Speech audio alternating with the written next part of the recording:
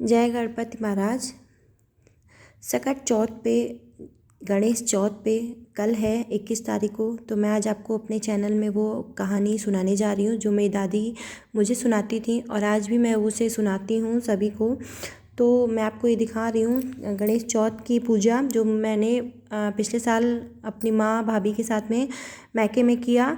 और आप देख सकते हैं तो सबकी यहाँ पूजा विधि अलग होती है। तिल का लड्डू है, बकरा है और शकरकंद है और गुड़ की पिड़किया है जो बनती है, चावल की पूड़ी आसे जिसे कहते हैं वो सब कुछ है। पूजा में हलवा भी है, शकरकंद का हम लोग बनाते हैं।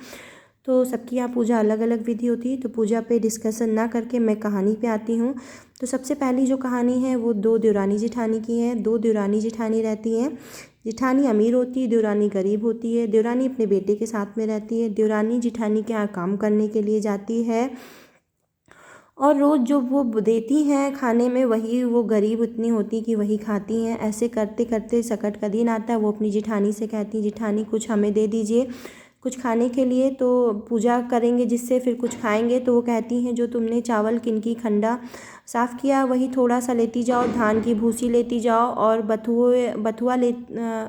बथुआ वो फिर एक जगह खेत से निकालती है और बथुए की पिड़किया बनाती है जो हम लोग इस समय गुड़ की पिड़किया बना के रखते हैं गोल गोल। और उसके बाद में वो चावल की भूसी की पूड़ियाँ जो किनकी खंडा होता है उससे पूड़ी बनाती हैं, आसे मतलब रखती हैं और गणेश चौथ की पूजा करती हैं। ऐसे करके पूजा करके पानी पी के वो और उनके बेटे सो जाते हैं। तब तक आधी रात में गणेश जी आते हैं उनके घर पे बच्चे बन के और बालक बन के और कहते हैं माई मुझे भूख लगी है। तो कहती बाबा मेरे पास तो कुछ भी नहीं है। तो कहे जो भी हो रूखा सूखा दे दो भूखे को वही सही। तो वो फिर वही खाते हैं और उसके बाद वो तृप्त हो जाते हैं। फिर कहते हैं मुझे सोना है। तो वो अपने घर में सोने के लिए स्थान देती हैं। उसके बाद में कहते हैं बाबा मुझे बहुत तेज़ से पेट में दर्द हो रहा है, मैं कहाँ जाऊँ निपटने के लिए, मैं कहाँ जाऊँ पॉटी करने के लिए। तो वो फिर बताती हैं बाबा कहीं भी कर लो, मैं सुबह उठ के साफ़ कर दूंगी। बाबा पूरे घर में पॉटी कर देते हैं। फिर उसके बाद भी कहते हैं अब माई कहाँ करूँ, अब तो जगह भी नहीं बची। तो कहती हैं बाबा मेरे सर के पास ही कर लो, यहीं थोड़ी बहुत जो भी जगह हो। तो वो वहाँ भी कर देते हैं। फिर उसके बाद जब सकट बाबा चले जाते हैं, सुबह उठते ही भोर में चले जाते हैं, गायब हो जाते हैं। तो वो अपने बेटे से कहती हैं बेटा संभाल के उठना, कहीं सब जगह पॉटी पड़ी होगी, अभी मैं साफ़ कर देती हूँ। तो बेटा उठता है तो देखता है सब जगह सोना ही सोना था। वो उठ के कहता माँ यहाँ तो सब जगह सोना ही, हमारे दिन अच्छे हो गए, इसका मतलब सकट बाबा आए थे, सकट बाबा हमें दर्शन दिए। अब वो दूसरे दिन जिठानी के यहाँ काम करने नहीं जाती हैं, वही सोना बेच के वो अच्छा खासा महल बन जाता है, अमीर हो जाती हैं। जब जिठानी भी उनकी ये बात जानती हैं तो वो भी उसी तरह अगले साल सकट आने का इंतजार करती हैं। ऐसे करते करते सकट आता है। वो देवरानी के यहाँ अपने काम भी करने आती हैं पूरे साल भर, ये कह के कि मैं जो है बहुत गरीब हूँ, और अपने घर का सारा सामान छुपा देती हैं। छुपाने के बाद में फिर वो जो है सकट बाबा आते हैं उनके घर भी और सेम प्रोसेस वही करते हैं, खाते हैं। तो वो भी वही बथुए की पिड़किया और जो खंडा मिला था उसकी पूड़ी बना के रखती हैं और सकट बाबा को देती हैं और सारी कहानी बताती हैं कि मैं अपने देवरानी के यहाँ काम करती हूँ, मैं बहुत गरीब हूँ, ये सब। तो सकट बाबा उनके यहाँ भी रात में भी पॉटी वोटी जाते हैं, सब कुछ करते हैं। सुबह वो उस खुशी से उठती हैं कि सुबह पॉटी नहीं, मुझे सोना मिलेगा, हीरा जवाहरात, मैं अमीर होऊंगी। पर ऐसा कुछ नहीं होता है। उन्हें सब जगह पॉटी पॉटी मिलती है, बदबू फैली होती है। और बल्कि जो उनका धन था जो उन्होंने छुपा लिया था, चोरी करके सकट बाबा से झूठ बोला, तो वो सच में गरीब हो जाती हैं और उन्हें दूसरे दिन वैसा ही देवरानी के यहाँ हमेशा के लिए काम करना पड़ता है। तो आप अपने दिल से सच्चे रहिए। सकट बाबा ने जैसे देवरानी की सुनी, उसे सच्चे दिल की थी तो उसे अमीर किया और जिठानी को गरीब किया। तो सकट बाबा की जय बोलिए और आप सभी भी पूजा करिए। दूसरी कहानी सुनाते हैं। एक ब्राह्मणी रहते हैं, बहुत गरीब रहते हैं। सकट बाबा की पूजा कैसे करें, सकट का दिन रहता है तो वो ब्राह्मण से कहती हैं जाओ राजा के यहाँ दान बट रहा है तो भिक्षा ही ले आओ, हम पूजा कर लेंगे। तो ब्राह्मण जाता तो है पर संकोच के मारे कुछ कह नहीं पाता है। तो शाम हो जाती है, ऐसे सोचते सोचते तो गौओं के साथ में गौशाला में राजा के जाके छुप जाता है कि रात में नहीं होगा, चोरी ही कर लेगा। पर चोरी उसका धंधा नहीं होता है तो वो बड़े सोच में पड़ जाता है मैं कैसे चोरी करूँ। तो वो वहीं पे गौशाला में बोलता रहता है, गुड़ चुराऊँ तो पाप, गंजी चुराऊँ तो पाप, तिल चुराऊँ तो पाप, मैं क्या करूँ, मैं बलिहारी क्या करूँ, मैं क्या चुराऊँ, मैं क्या चुराऊँ, ऐसे कई बार कहता है। और फिर राजा को ऐसे कुछ आवाज़ आती है कि कोई तो है जो यहाँ बोल रहा है। तो वो बुलाते हैं सिपाहियों को भेज के, तो वो जाते हैं ब्राह्मण, फिर अपनी व्यथा सुनाते हैं।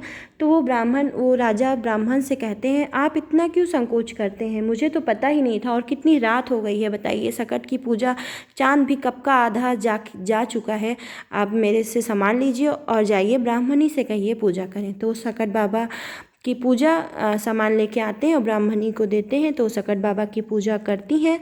तो जैसे उनके दिन बहोरे, सकट बाबा ने पूजा करवाया, वैसे ही सबके दिन बहोरे। ये हो गई हमारी दूसरी कहानी। तीसरी कहानी हमारी ये है कि एक कुम्हार रहता है राजा हरिश्चंद्र के राज में। राजा हरिश्चंद्र आप सभी को पता ही है कितने सत्यवादी राजा थे। तो उनके कुम्हार की जब वो मिट्टी का बर्तन बनाता तो वो पकते ही नहीं थे। तो उसके लिए वो जो है पंडित से मिलता है, तो वो बताते हैं कि किसी की बलि दो तो यहाँ बच्चे की, तो पक्का है ये बर्तन पकने लगेंगे। तो वो एक गरीब जो रहती हैं स्त्री, उनके यहाँ एक माँ बेटे ही रहते हैं, तो कि जो है उनके बेटे को ले आता है और रात भर आवे में, मतलब कुम्हार जो है अपने बर्तन के आवे में उसको बैठा देता है। तो जब वो आने लगता है तो जो उसकी माँ रहती हैं, बुढ़िया माँ रहती है, उसका एक बेटा ही इकलौता सहारा होता है। तो माँ कहती है कि बेटा तुम ये सकट माता की सुपारी और ये गुड़ की पिरकिया लेती जाओ, तुम्हारी माँ रक्षा करेगी। तो वो बालक वो सुपारी और वो गुड़ की पिरकिया हाथ में लिए रात भर उस आवे में बैठा रहता है। तो फिर जब कुम्हार सुबह होता है तो उठ के देखता है कि आवा तो पक गया, बर्तन सारे पक गए थे, पर वो बच्चा भी जीवित और सुरक्षित निकलता है। ये बात जब फैली तो राजा हरिश्चंद्र के दरबार में उस बुढ़िया को बुलाया गया। उसने फिर राजा से सारी बात सच सच बताई। तभी से सकट माता की पूजा होने लगी और सब लोग गणेश चौथ, सकट चौथ मनाने लगे। तो जैसे माता ने उस बूढ़े के बेटे को जीवन दान दिया, वैसे हम सभी माताओं के बालकों को जीवन दान दें। ये हो गई तीसरी कहानी। चौथी कहानी जो हमारी ये है कि एक राजा की बेटी की शादी हो रही होती है। तो चूँकि वो जब पैदा होने वाली होती है तो जो जिससे शादी हो रही होती है उसकी माँ ने बाप ने मन्नत मानी होती गणेश चौथ की पूजा करने की, पर ना उसके होने पे करते हैं पूजा गणेश भगवान की, ना मुंडन में करते हैं। फिर शादी का भी दिन आ जाता है और ऐसे फिर करके वो पूजा नहीं करते और भूल जाते हैं।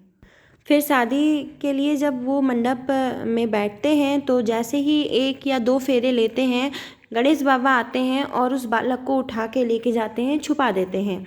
अब वो बालक को मेरी दादी बताती थी कि एक पेड़ के जो है छोटे से बिलुक्के में उसको छोटा सा बना के छुपा देते हैं। अब सब लोग हाहाकार मच जाता है, पर अब करें तो क्या करें, किसी को कुछ पता नहीं रहता कि ऐसा क्यों हुआ है। धीरे धीरे जो राजकुमारी रहती है वो अपने भाभीयों के साथ रोज़ पानी भरने जाती है। तो जब वो पानी भरने जाए तो कुएं पे जब पानी भरती थी वो अपने भाभीयों के साथ में, तो वो जो राजकुमार थे वो कुछ ना कुछ ऐसा करते थे कि वो पानी भरे और उसका पानी गिरा देते थे। ऐसे करते करते वो रोज़ परेशान हो जाती थी। रोज़ भाभीयों के साथ जाए तो कोई बात नहीं, उसकी भाभियाँ फिर पानी भर लिया करती थी। एक दिन जब वो अकेले गई पानी भरने, अपने भाभीयों के साथ नहीं गई, तो जब भी वो पानी भरे बस वो आए बाहर निकल के और पानी गिरा दें, आए बाहर निकल के और पानी गिरा दें। तब वो बहुत परेशान हो गई। आखिर उसने फिर हाथ पकड़ के पूछ ही लिया कि मतलब जब भी वो पानी गिराएं तो यही बोलते, मैं अदबेही तू अदबेही मोर अदबेही जइबे कहाँ, मैं अदबेही अदबेहा तू अदबेही मोर अदबेही जइबे कहाँ। वो ऐसे ही बोलते थे। अब वो बहुत मतलब चिंतित हो जाती थी ऐसा सुन के। फिर वो जो है एक दिन उसने फिर हाथ पकड़ लिया और उसने जो है पूछा, आप ऐसा क्यों कहते हैं? तो उसने बताया, मैं तुम्हारा वही राजकुमार हूँ जिससे तुम्हारी शादी होने वाली थी। मेरे घर वालों ने सकट बाबा की पूजा नहीं की है, उनसे बोलो सकट बाबा की पूजा कर दें, तो फिर मुझे गणेश भगवान वापस कर देंगे और मैं तुमसे शादी कर सकूँगा। वो घर जाती है, हाल बताती है, तो उसके ससुराल में भी खबर राजा पहुंचा देते हैं और फिर वहाँ पे गणेश चौथ आता है, गणेश चौथ का दिन आता है और वो पूजा करती हैं राजा रानी मिलके पूजा करते हैं।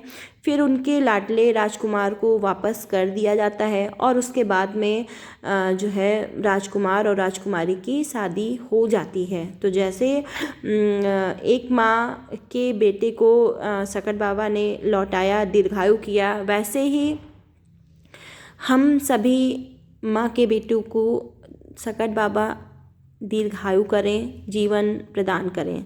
तो अभी आप सब देख सकते हैं, हम लोग कहानी सुन रहे हैं और कहानी सुनने के बाद में हम लोग तिल जो है गिराएंगे, जो है अच्छा छिड़केंगे।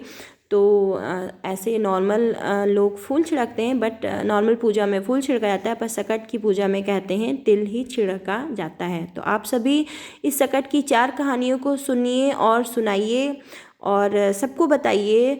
तो फिर मिलते हैं, सबको बाय।